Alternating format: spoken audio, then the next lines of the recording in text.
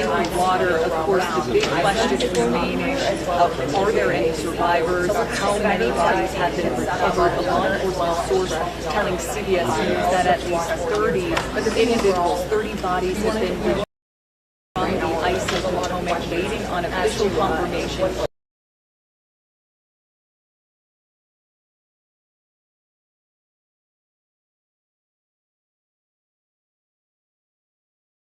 Tell us a little bit more about when you won, which from is being search and recovery mission to specifically more of the South. I know that investigators around with the NTSB, the National Transportation Safety Board, they are leading on this investigation. We're waiting to hear what they were able to recover on the scene, what they'll be looking for. Of course, we know that investigators right now are very focused on why this Army Black Hawk helicopter was flying at such a low altitude near the airport. Everyone asking that question today. Beyond that, of course, we know that there's 60 passengers and 4 members aboard the plane, in addition to 3 soldiers in that Black Hawk. But we know news on that flight, so hoping that authorities might also share a little bit more with us about some of those victims there.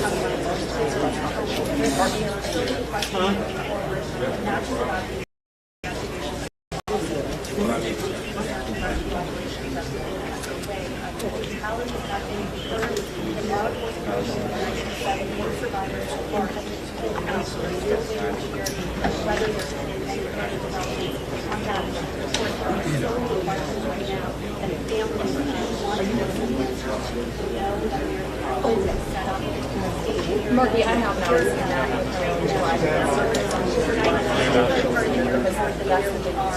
Heads up. Heads up. All right, here we go. Stand by.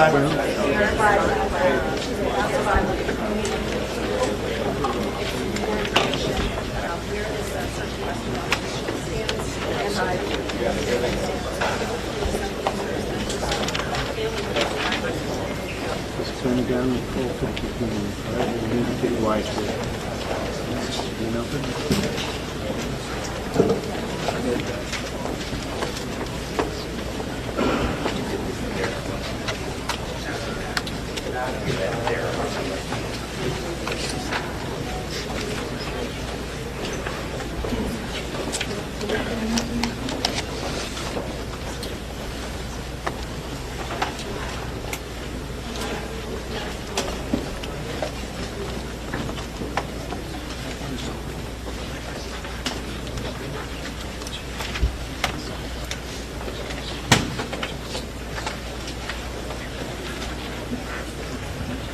Good morning.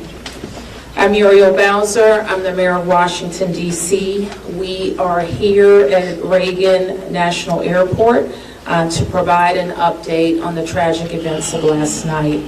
I'm joined by U.S. Transportation Secretary Sean Duffy, D.C. Fire and EMS Chief John Donnelly, American Airlines CEO Robert Eisen, the Metropolitan Washington Airports Authority CEO Jack Carter, United States Senator Mark Warner, United States Senator Tim Kaine, U.S. Representative Don Beyer, as well as the Chief of the Metropolitan Police Department, Pamela Smith. And we are joined by first responders from across the Metropolitan Washington region. I speak for all of us when I say, and certainly all Washingtonians, how very sad we are for American Airlines, for the United States Department of Defense, and for all Americans for the loss of life that happened with the collision of these aircrafts. We know that includes families from across our region as well as in Kansas and across the country. This morning we all share in a profound sense of grief. I do want to thank the first responders who acted quickly last night, who ran towards danger, went into a very frigid river, and have worked throughout the night. Chief Donnelly reported in last night's last night's briefing that we have a strong mutual aid agreement in our region, and those teams have worked together throughout the night in really tough and heartbreaking conditions, and we should all thank them for their heroic efforts. So we'll have several updates today. I'm first going to join the Secretary of Transportation, Sean Duffy, and then you will hear directly from Chief John Donnelly with a situational update.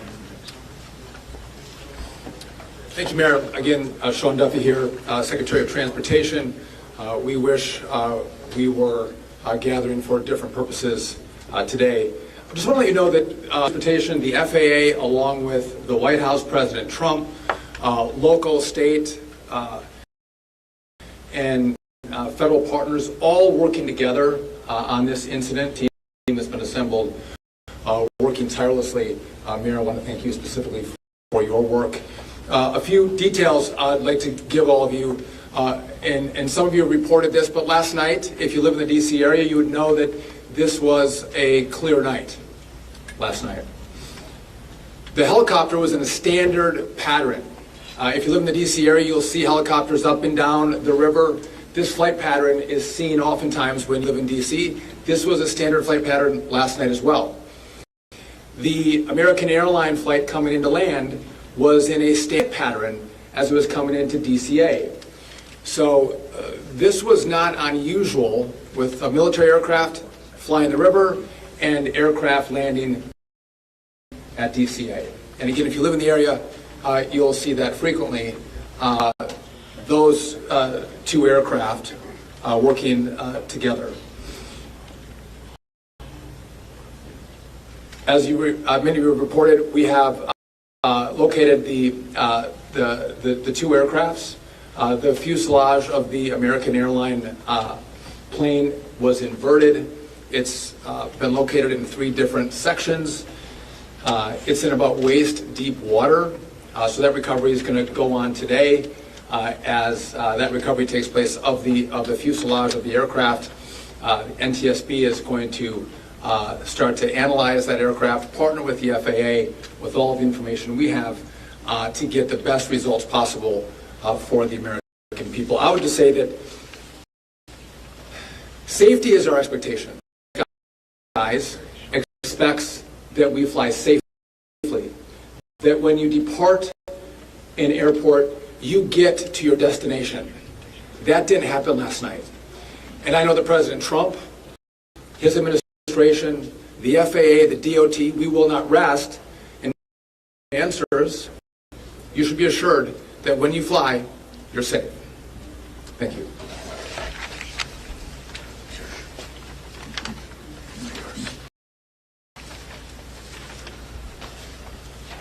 Thank you, Secretary.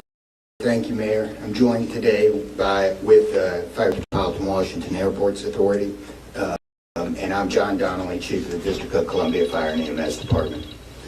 Last night at 8:48, the control tower sounded an alert, which alerts responders to respond to a report of an aircraft crash on or near the airport. That sets off an immediate response from the airport, Columbia and Metropolitan Harbor Patrol fire boats and other fire boats on the river in order to support that type of operation. Very quickly, this call escalated. It became apparent, the responders realized that they had a plane crash and immediately related to a response that ultimately included about 300 people last night. These responders found extremely frigid conditions. They found heavy wind. They found ice on the water, and they're operated all night in those conditions. I'd like to take a moment to acknowledge the, in addition to DC Fire and EMS and the Metropolitan Washington Airports Authority, Montgomery County Fire Department, the Prince George's County Fire Department, the Charles County Fire Department, the Anne Arundel County Fire Department, the Alexandria Fire Department, the Arlington County Fire Department, the Fairfax Fire Department, the Prince William Fire Department, the Baltimore City Police Department, the Maryland State Police, the Maryland Natural Resources Police, the Department of Defense, the Joint Bowling Fire Department and the staff there, the U.S. Army, the U.S. Coast Guard, the United States Park Police, the Metropolitan Police Department, the FBI, and the NTSB. Despite all those efforts, we are now at a point where we are switching from a rescue operation to a recovery operation. At this point, we don't believe there are any survivors from this accident. And we have recovered 27 people from the plane and 1 from the helicopter. The District Office of the Medical Examiner has lead on reuniting these bodies and these people with their loved ones, and we will continue to work to find all the bodies and collect them and reunite them with loved ones. We should also acknowledge that the Virginia Medical Examiner and the Army Medical Examiner are involved in this operation and a very important part of getting the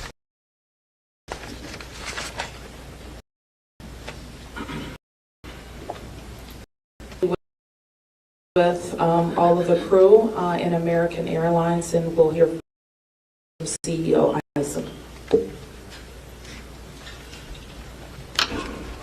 Thank you, Mayor. I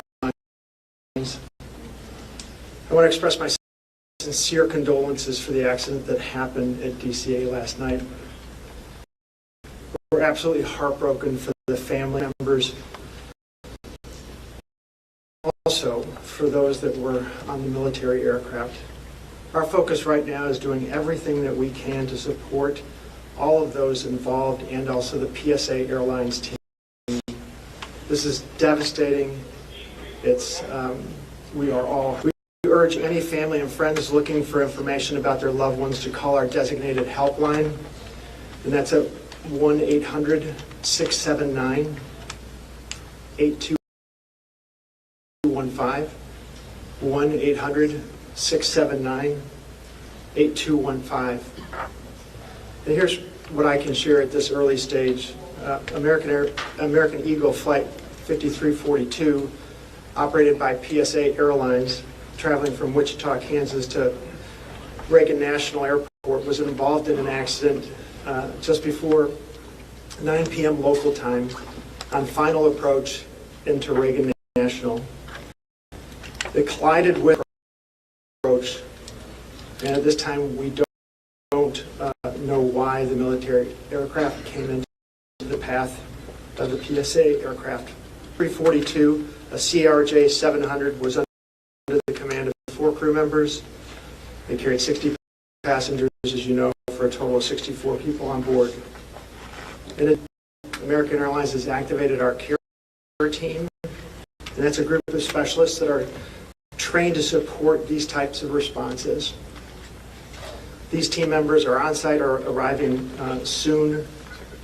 And additionally, we have members of our GO team that are on ground, and they're being deployed with resources to do everything that we can to take care of the needs of the families and the loved ones of the passengers and crew members. And that is our sole focus. And we're so they've been working through the night, courageous efforts. And we're actively working with local, state, and federal authorities on emergency response efforts. PSA Airlines, as they cooperate fully with the NTSB on the investigation. I know that there are many questions at this early stage. I just won't be able to answer many, but we'll provide additional information as it comes. Thank you.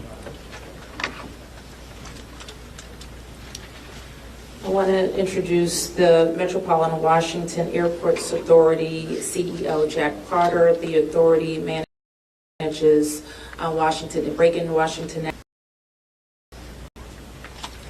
Good morning and thank you, Mayor. First, let me begin by expressing our condolences for all the victims of this and for their families. And so we're very sympathetic to that.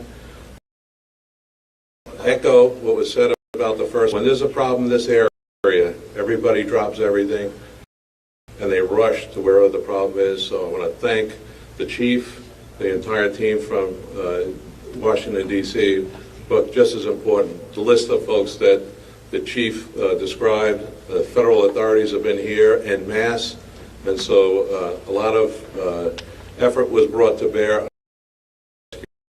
Anyone, but we are in a recovery mode right now, and I just want to, last night I expressed the fact that we hope to open at 11 o'clock today, and that is still the case. We're going to open the airport at 11 o'clock. Again, and thanks to the many, many who are still out there working very, very hard to complete this recovery. Thank you, ma'am. I do want to acknowledge that the Virginia Transportation Secretary is here, in addition to the Alexandria Mayor, and I will like to ask members of the congressional delegation to the podium next. U.S. Senator Mark Warner, followed by Tim Kaine and Representative Don Byer. Thank you, Mayor. I want to join with everyone else and express my condolences for the victims. Folks who don't live in the DMV, we are made up of a lot of jurisdictions. Reagan Airport's in Virginia. Across, obviously, the district, but has been indicated by the chief, when tragedy happens, all those distinctions between the various jurisdictions and our federal partners all disappear. And I want to again thank all the first responders. On a personal note, I'll just add that literally I now know I was coming back from the district from a dinner to my home, and while I did not see the collision, I wondered, I'd never seen this many red lights streaming towards the airport and across the river in Maryland about this time. My phone started blowing up, and I realized that this accident had taken place. There'll be a time to figure out. I know NTSB will have a briefing later in the day, but to the victims, our condolences. To the first responders, our thanks. Sorrow, thanks, and questions. So, sorrow, as all have expressed, to the crew, to the passengers, to the soldiers, to their families, to their friends, to their loved ones, to people who are still trying to get information and unsure whether their loved ones have been lost. We offer our profound condolences to them and our sorrow for this tragedy. Thanks, I'll echo, Mayor, what you began with. When you see a challenge like this and you see people from so many different agencies, local, state, federal, with different uniforms, different badges, but working in such a coordinated way, even in the midst of a tragedy, it does give you a sense of appreciation in people's willingness to come to the danger and work together. And I started to see that as a local official 30 years ago in Richmond, and definitely have seen it here. And then finally, questions. There are going to be a lot of questions, obviously, a lot of questions. And that's what the NTSB's job is to be an independent incidents like this. And they are here. We were in dialogue with them earlier today. They've been here since they got the alert, and they will be doing the work and playing lead in answering the many questions that we have. And that's as it should be. It's not a time to speculate. It's a time to investigate and get answers to the questions we need. And I have confidence that will be done. Thank you.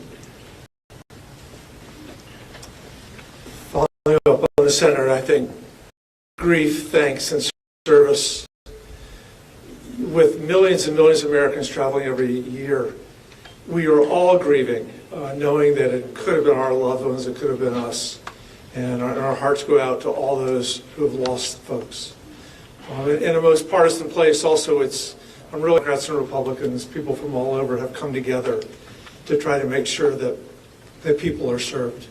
As a local representative, I want the families to know that our office is available again through this time of grief and transition and loss. And then also just note that we're deeply grateful for the people who risked their lives last night on a moment's notice, since we had the whole night on the river, and the ice and the wind do.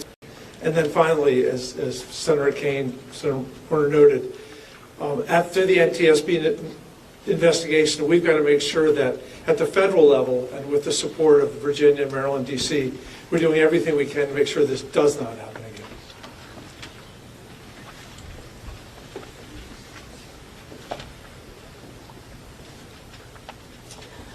So with that, it's been said already that the National Transportation Safety Board becomes the lead agency in the investigation.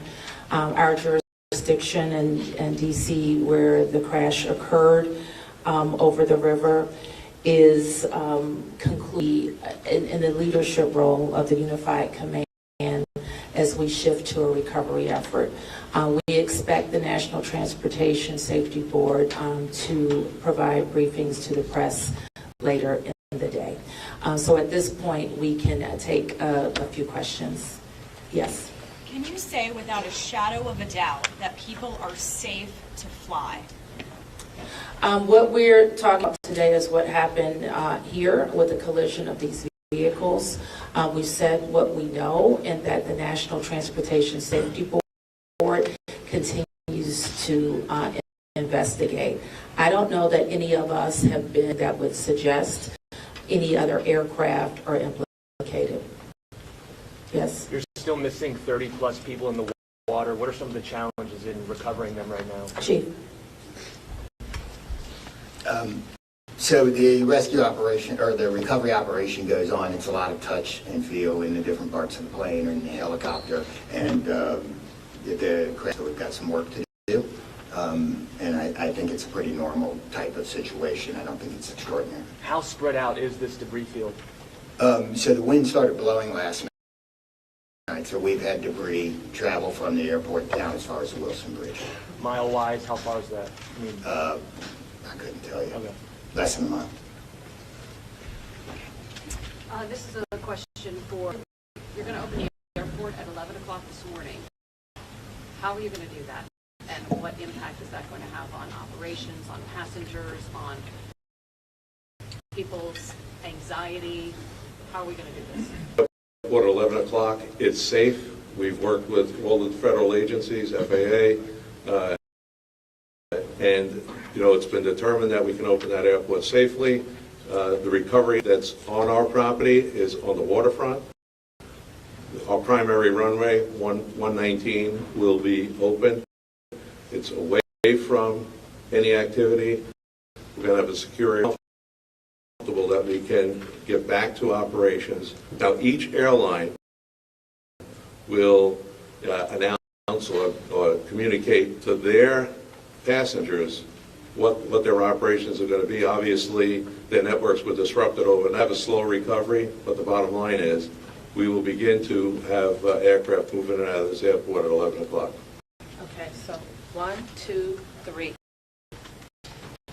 The flight recorder been recovered, the black box at all? In TSB's purview. You mentioned the airport opens 3 hours from now. There's a lot of helicopter traffic from the military, U.S. Park Police, and all that. Will helicopters be flying right through here as well, beyond the recovery efforts? I don't know the answer. Jack, do you have anything to add? We don't have anything to add about that. Yes. This is for Secretary Duffy. Can you reassure Americans that the U.S. still has the safest airspace in the world? So the question is, can I guarantee the American flying public the most safe and secure airspace in the world? And the answer to that is absolutely, yes, we do. We have early indicators of what happened here, and I will tell you with complete confidence, we have the safest airspace in the world. What's next? When it comes to informing these families who've tragically lost their loved ones, what has that looked like? The flight manifest, is there any details you can provide on that front? Chris, can you add anything? All I can say is that we have published the 1-800 number. We have family assistance centers set up here in DCA. We do in Wichita as well. I'm not at liberty to give the number of families that have been that have used those services, but we are making that use. We have over 100 team members that are either here or on their way, that are specially trained to work with family members, handle travel arrangements, hotel arrangements, incidentals, to make sure that we're taking care of people in any way that they can. As you know, as our teams are hurting and suffering, and as our passengers and everything we can. I don't have any more information on that right now.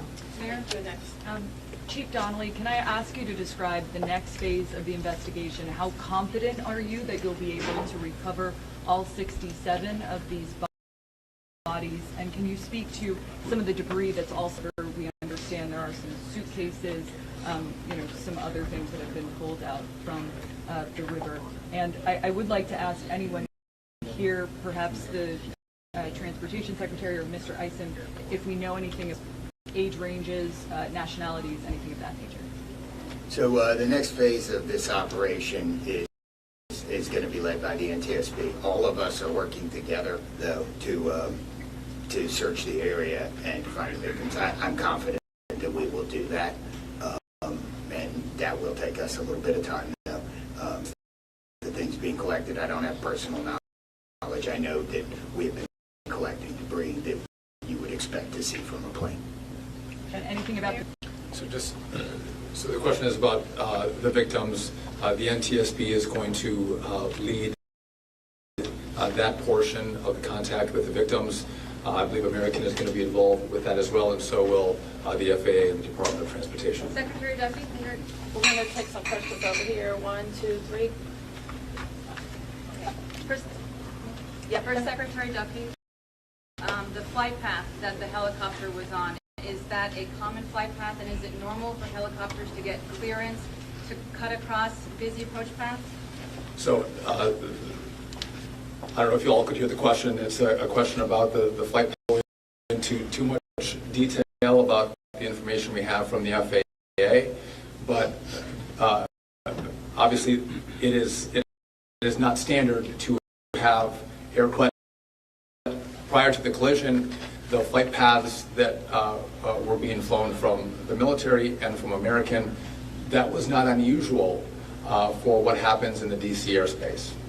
And as this investigation moves forward, we will be able to provide more information to you about the details of that statement. I wanted to follow up on that question. Can you speak to the conversations with air traffic control? Were there blind spots here? I don't know if you can. So the question is, were there blind spots with air traffic control? I don't want to make statements about that. I don't need to. But again, I think whether it was air traffic control, whether it was flight, everything was standard in the lead up to the crash. Now, obviously, there was something that happened here. You'll get more information and more details as this investigation moves forward. We'll learn what happened. But again, those who live in the DC area, we see military helicopters standard path that they fly. They're used to aircraft landing at DCA, and there's a procedure in place because this happens every day. Something went wrong here. I look forward to the time and point when we can give you that information. Senator Kane, Senator Warner, you all have been, very vocal about your concerns about busy runways here, air traffic. I know it's still early in the investigation. I'm just curious any steps that you all plan to take to address that. We have raised this issue continuously. We've very busy airspace. I think we will ask questions, but at the appropriate time. But we are in this period right now where families are still being notified. We're trying to figure out what happened. There'll be time for those discussions. Yeah, I'd just say the same thing. We've been pretty plain about our concerns, but it isn't a good time to speculate right now. We have faith that we'll provide the answers about this. Okay, you 4 here, and I'm going to take 3 in the middle, and then we're going to have to wrap 1, 2, 3 after this young man. Thank you, appreciate it. Chief, I know again, I can imagine it must be traumatic for your first responders to have to deal with this. How are they doing right now, and are you all going to be offering any services to help them as they process this? So thank you for the question. This is hard for them. peer support teams are all and will be following up on that to make sure that they're okay. But I think the concern is real. Thank you, Mr. Mayor. What kind of communication was there between the helicopter and the tower, the plane and the tower, and the helicopter and the plane? I don't want to say too much on the communication between the helicopter and the tower and the airline and the tower, but I will say this: there was communication. It was, I would say, standard communication. So there was not a breakdown, if that's your question, in communication between the military helicopter and the American Airlines flight. There was communication between the aircraft and the tower. Was the plane aware there was a helicopter in the area?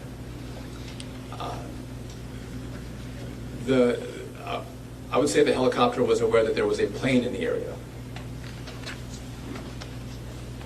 You mentioned that, so the president, you said yesterday that you called into the briefing room. Has he returned to the briefing room since then? Have you spoken?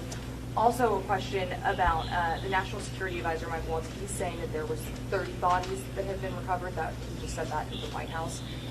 Curious, I know you're in this presser right now, so that's hard for you to update, but I do have the question on POTUS in the briefing room. I can do the body. Okay, sorry. So in terms of body recovery, we, as we recover bodies, we have a process, and we're not counting any bodies until they're in the possession of the medical director. So there may be some fluctuating in numbers, but our numbers from the medical examiner. So just in regard to the president in the briefing room, I've been with this team for the last hour plus as we've worked through the details of information we wanted to give you. But it is my understanding that either this morning he was going to be in the Situation Room, or the Situation Room is obviously briefing the president. He has been kept in full appraisal of what is taking place. Okay, last two, you ma'am, first. You mentioned that the aircraft were on a standard flight pattern. Just curious, when the airport opens at 11th day, will planes be on that flight pattern again, or are they being directed to fly a different way? Josh, do you want to? Well, I mean, safety is paramount, and I don't have that information quite yet from the FAA, so I don't want to provide an information I don't want to provide an answer or inaccurate information on what routes will be flown out of DCA. Okay, last one. Two questions really quickly. What do you know about the experience and history of the pilots of both the American Airlines plane and the Army Black Hawk helicopter? And then for Secretary Duffy, last night the President had said that this could have been prevented and questioned why air traffic control didn't tell a helicopter what to do. Is that something that investigators have determined should have happened in this situation? Secretary, just quickly, I don't have a lot of information to release, but these were experienced pilots. I know that the captain had 6 years with PSA, or almost 6 years with PSA, and the first officer almost 2 years. Again, and that's about all I can say. Thank you. In regard to the military, I don't have information in regard to the experience of the military pilots. I would just note that this was classified as a training mission. Sometimes people could think that a training mission is someone who is inexperienced in the cockpit. We call these missions that are flown in the DC area, as our pilots are getting hours in experience, training missions. So don't read into that we had how many hours the pilots on the military aircraft had. And you had another question for me that was? Last night the President had said that this could be prevented, and also that air traffic control, questioning why they may not have communicated with the helicopter, telling them what to do. So we are going to wait for all the information to come in from this vantage point, but to back up what the President said, what I've seen so far, do I think this was preventable? Absolutely. Thank you. Is there an acting FAA director? Thank you, everyone.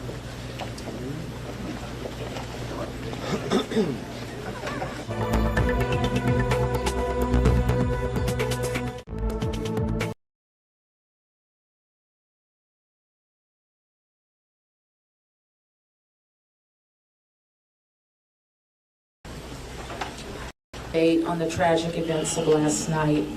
I'm joined by U.S. Transportation Secretary Sean Duffy, D.C. Fire and EMS Chief John Donnelly, American Airlines CEO Robert Eisen, the Metropolitan Washington Airports Authority CEO